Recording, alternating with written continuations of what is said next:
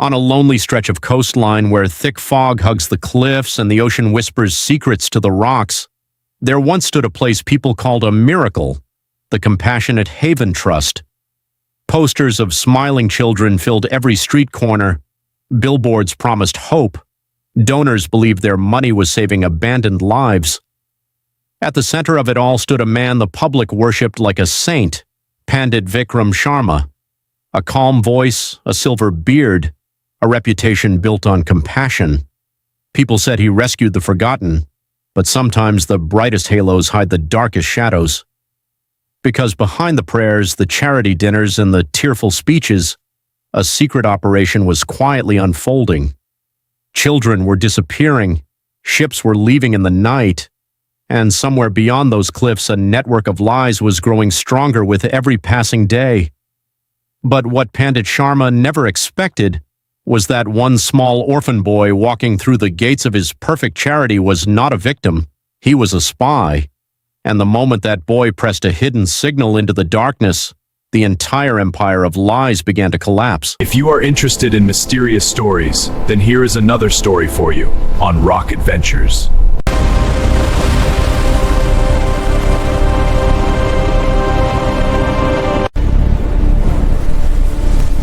In a fog-shrouded coastal region where the sea whispered secrets to the cliffs, the Compassionate Haven Trust stood as a beacon of false hope.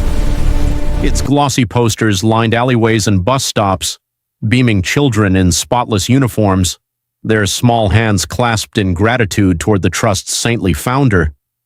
Every donation felt like salvation. Every public sermon felt like scripture. At the heart of it all was Pandit Vikram Sharma. Tall, lean, eyes the color of still ponds, he moved through crowds in pristine white robes, voice low and melodic as he spoke of mercy and divine duty. Donors wept at his feet.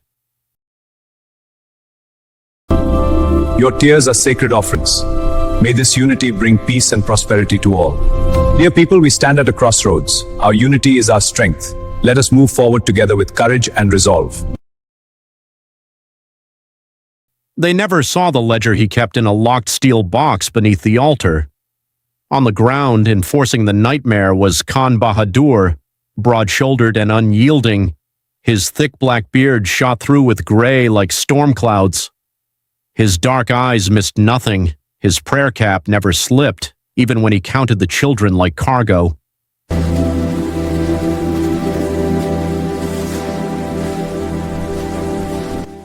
By day, he patted heads and distributed sweets.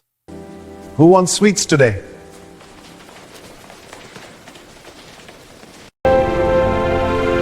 Stay blessed. By night, he chose which 25 would vanish. The bridge between them was Ranil Pereira, slim, quiet, always watching from doorways. His hazel eyes flicked like a blade's edge. He handled the encrypted messages, the midnight boat manifests, the offshore accounts. He never raised his voice. He never needed to. Look at this sheet.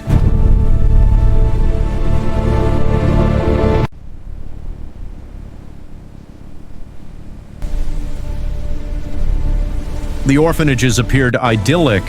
Warm dal steaming on tin plates, laughter echoing down clean corridors. But every year the chosen children, those with no one left to ask questions, were loaded into unmarked vans under cover of monsoon rain. They traveled to a jagged coastal wasteland where the rocks hid a secret jetty. Small launches waited in the dark, engines idling like predators. Beyond that jetty lay buyers who paid in blood money and promises of worse fates. Suicide vests, lockpicking kits, false identities for border crossings. To keep the halo shining, Pandit Sharma staged his masterpieces of deception, maritime abductions. His own scarred operatives boarded freighters as laborers. At sea, masked figures appeared on grainy videos, guns glinting, voices distorted. Ransom demands poured in, families wired fortunes. The terrorists were Sharma's men. The money flowed straight back to him. Until Tipu, 14 years old, slight frame, tousled black hair falling into keen, unblinking eyes. He looked like any other lost boy who performed the leading role. If you enjoy mysterious and fascinating stories, make sure to subscribe to our channel. Rock Adventures. Tipu had been placed by the Global Vigilance Network, GVN, a clandestine multinational force that hunted human predators across oceans and borders. The GVN maintained black site training compounds, quantum encrypted comms, and child operatives trained to become invisible weapons. Copy that.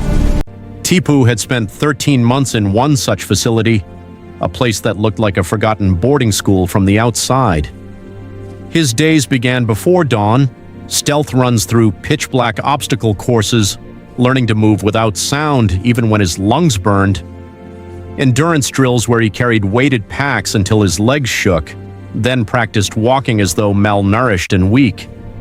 Hand-to-hand sessions taught him how to fall convincingly, how to cry on command, how to endure pain without flinching. Psychological immersion came next. Handlers role-played as orphanage staff, buyers, interrogators. They screamed at him, slapped him, locked him in dark rooms for hours.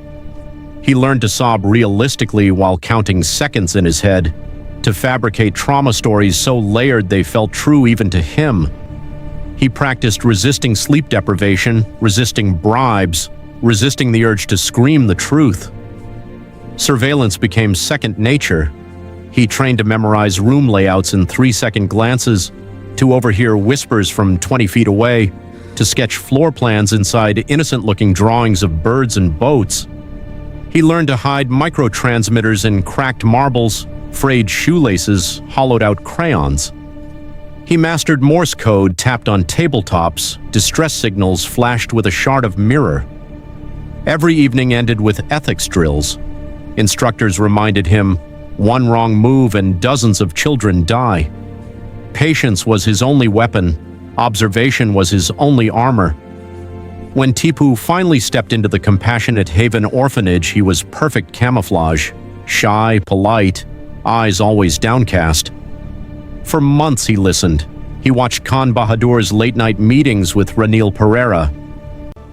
Look at this sheet. He photographed ledgers with a button camera hidden in his shirt collar. He noted boat departure times, jetty coordinates, ransom payment hashes. Every fragment went out in microbursts over GVN channels, silent, untraceable. Then came the night that would end it, another staged abduction. Tipu was loaded aboard as one of the laborers. The freighter cut through black water. Hours later, the small launch peeled away toward the hidden jetty. In the shadows of the wheelhouse, he pressed the concealed trigger in his shoe sole. A single encrypted pulse raced into the night. Far offshore, Captain Zoya received it. Tall, athletic, short-cropped dark hair plastered by spray, steely gray eyes scanning radar screens. A thin scar sliced diagonally across her left cheek. Zoya was the GVN's sharpest blade, master of maritime interdiction, fluent in 6 dialects, expert diver, signals intelligence wizard, hand-to-hand killer when words failed. She had led 37 child rescue operations. She had never lost one. Tonight she stood on the bridge of a sleek interceptor vessel, black-hulled and silent running. Beside her, drone feeds showed the launch approaching the jetty. She gave the order in a voice like tempered steel. Execute. Execute. Helicopters dropped from low cloud. Fast boats surged from 3 directions. Black-clad assault teams rappelled onto the freighter's deck. Zoya led the shore team herself. Boots hitting wet rocks, suppressed rifle steady, night vision painting the world green. Pandit Sharma stood on the jetty, counting cash under a hooded lantern. He looked up too late. The first flashbang blinded him. Tactical lights pinned him like a moth. Khan Bahadur reached for a pistol. Zoya's shot took it from his hand before he could raise it. Ranil Pereira tried to run. Zoya's tackle drove him face first into shale. Ledgers, hard drives, cash bundles, buyer lists, everything seized. The children still aboard the launch were pulled to safety, trembling but alive. In the weeks that followed, the GVN unraveled the empire thread by thread. Offshore accounts frozen, buyers arrested in 6 countries, hundreds of vanished names matched to living children returned to whatever families remained. Pandit Sharma sat in a concrete cell, silver beard unkempt, serene eyes hollow. Khan Bahadur and Ranil Pereira received life sentences beside him. The Compassionate Haven Trust was ashes. Tipu disappeared into GVN protection, new name, new country, new life. Somewhere he still practiced drawing birds that hid floor plans. Captain Zoya filed her after-action report, then vanished back into the shadows. Another predator waited somewhere. She would find it, because the sea keeps whispering secrets, and she always listens. Thank you for watching. Prepare yourself, another mysterious story will begin soon on